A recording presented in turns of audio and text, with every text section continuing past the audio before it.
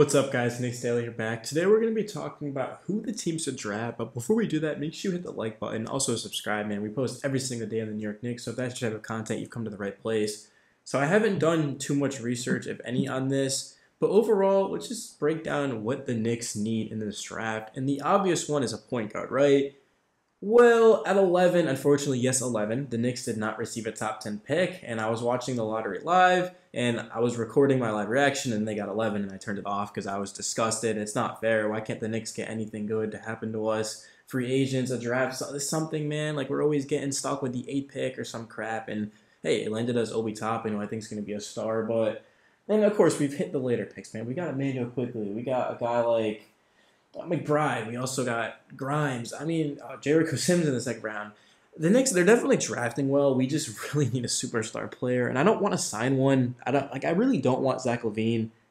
I want Jaden Ivey so bad, but we're not getting Jaden Ivey. But that's back to my original point. At 11, the Knicks are not getting a franchise caliber point guard. Didn't Halliburton fall around that range? You never know, but probably not going to happen.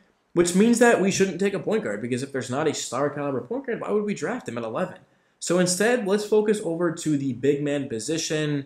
And a potential option would certainly be Jalen Duren. From what I know about him, he's very raw. He's only 18 years old. He's not going to really make too much of an impact for the Knicks in the next couple of seasons. So why not just re-sign Mitchell Robinson? He just turned 24 in April. Obviously, he's a very good rim protector, can catch lobs. There's just no excuse whatsoever to not bring back Mitchell Robinson. We've talked about that, so I'm not going to get too much into it. But yeah, just re-sign Mitchell Robinson. So then who do we draft? We're not getting a point guard. We're not getting a center. Yeah, we're probably going to go with a wing. And the best player in that range is certainly Malachi Branham out of Ohio State. I don't understand how he isn't being talked about in the top 10. He played his entire freshman season at 18 years old, and he shot 41.6% from 3 to go with 49.8% overall. He also hit 61.4% of his attempts at the rim, 10 of 21 floaters, and 43.6% of his 101 pull-ups. He graded in the 94th percentile as a pick-and-roll scorer while shooting 43.5% off the catch. So I'm wondering, how is he even going to be available at 11? Well, scouts are saying he's going to fall to the 8 to 14 range. So it makes all the sense in the world for the Knicks to pick this guy up. Of course, Quentin Grimes looks like he'll be a steal. We talked about him a little bit earlier. He was at 25. You've got a lot more upside, though, in Branham because of his off-the-dribble driving and shot-making ability. RJ Barrett, Julius Randle, and Branham, just ability to create shots, and of course they can also spot up. And you pair that with Emmanuel Quickley's creativity. The Knicks are going to be looking scary next season. You guys know how I feel about Julius Randle. I don't see any world where we're able to compete with him. It's just not going to happen. I'd rather try to trade him and, hey, give Obi Toppin a starting role. Could you imagine a starting lineup of, what would it be, Emmanuel Quickley, and then at the 2 guard, we'd go with Malachi Branham, at the 3, RJ Barrett, at the 4, Obi Toppin, at the 5, Mitchell Robinson.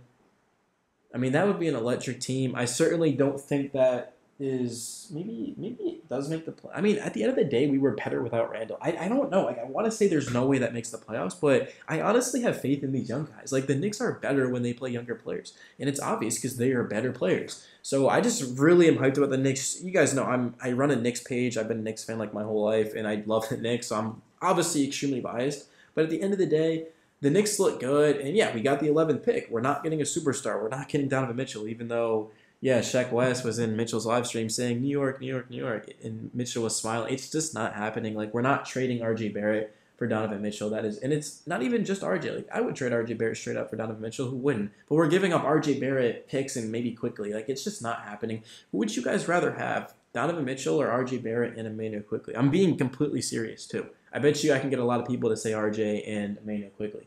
Donovan Mitchell is a good player. I played in the same court as him. We both grew up in the same state. I just don't think you can win a championship with Donovan Mitchell as the number 1 option. And hey, look at the Utah Jazz and how they've done. Donovan Mitchell isn't really playing any defense nowadays. He obviously isn't able to propel the Jazz, and whether it's his fault or not, he's the guy. A lot of it is on Donovan Mitchell and his ability to not show up down the stretch, but the Knicks got something cooking, bro. Look, if you're a New York Knicks fan, you should be absolutely ecstatic. I'm in a couple of Discords, and I see people talk. It's like, oh, I am so glad I'm not a Knicks fan. Imagine being a Knicks fan. Yeah, man, trust me, I know, and the Knicks aren't the best team, and we don't, maybe we don't got the brightest future, but we certainly have a bright future, and I think we're going to make a lot of noise next season if we can make the right moves, if we can continue to draft well, save up money. A couple of years, the Knicks will be a good team. We just need to start developing things the right way, build from our core, not go out and sign free agents, not go out and trade for someone else's player that they developed and trade everything, and then he has no one to play with. Like, imagine if we signed Melo in for agency and didn't trade all those assets. Maybe we won a championship. You never know. But yeah, it's Knicks Daily. I don't really have much else to add. Let me know your guys' thoughts on the video. I appreciate you. If you haven't already, man, hit the like button, subscribe, man. I'm posting Knicks videos every single day, man. Without you guys, I wouldn't be able to do this. So help me hit 1,000 subs, bro. Let's get there ASAP. And I'll see you guys tomorrow on my next video. Peace.